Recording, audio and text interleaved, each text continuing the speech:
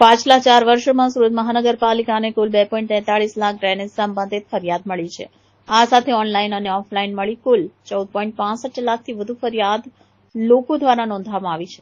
આથી સ્પષ્ટ થાય છે કે શહેરમાં જાહેર સેવાઓના સંચાલનમાં મોટી ખોટ રહેલો છે. વિશેષ ધ્યાન ખેંચતો મુદ્દો એ છે કે કેટલીક ફરિયાદ તપાસ વિના જ ફાઇલ ક્લોઝ કરી દેવામાં આવતી હોવાનો આરોપ વિરોધ પક્ષ દ્વારા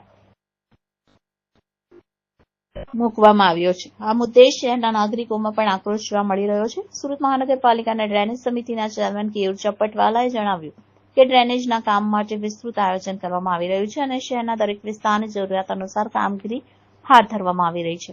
સ્વચ્છતાના ક્ષેત્રમાં સફળતા મેળવી ચૂકેલ સુરત માટે હવે પડકાર છે.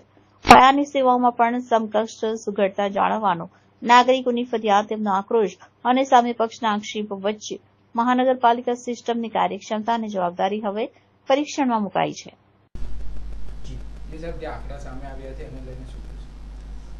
આજે આંકડા આવ્યા છે તે કોઈ 2-4-6 મહિનાના નહીં પણ 4 વર્ષના સમયગાળાની કુલ ફરિયાદનો આંકડો છે. અને ડ્રેનેજ વિભાગની કામગીરી એ સતત ચાલતી રહેતી કામગીરી હોય છે. ડ્રેનેજ વિભાગમાં કુંડીઓમાં કચરો ભરાઈ જવાની ફરિયાદ હોય, ગટર ઉભરાવાની ફરિયાદ હોય, ગટરની લાઇનમાં ભંગાણ થવાની ફરિયાદ હોય, વરસાદી પાણી ભરાવાની ફરિયાદ હોય. આમ નિયમિત પ્રકારની કહી શકાય તે પ્રકારોની ફરિયાદો સુરત મહાનગરપાલિકા દફતરે નોંધાતી હોય છે.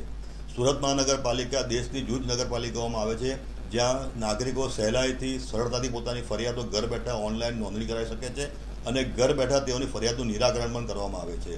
અને સાથે મારે જણાવતા આનંદ થાય છે કે જે ફરિયાદો નોંધાય છે એમાંથી મહદઅંશે મોટાભાગની ફરિયાદોનું નિરાકરણ પણ આવી ગયું છે.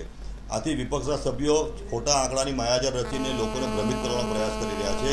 આજની તારીખમાં ફક્ત 600 જેટલી ફરિયાદો જ ઓનલાઈન પેન્ડિંગ છે.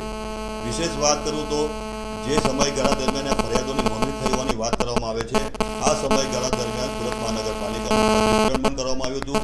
સુરત મહાનગરપાલિકાનો વ્યાપ જે 326 ચોરસ કિલોમીટર જેટલો હતો તે વધીને 461 ચોરસ કિલોમીટર જેટલો કરવામાં આવ્યો છે. એટલે કે લગભગ 146 ચોરસ કિલોમીટર જેટલો નવો વિસ્તાર સુરત મહાનગરપાલિકાની હદમાં જોડાયો છે.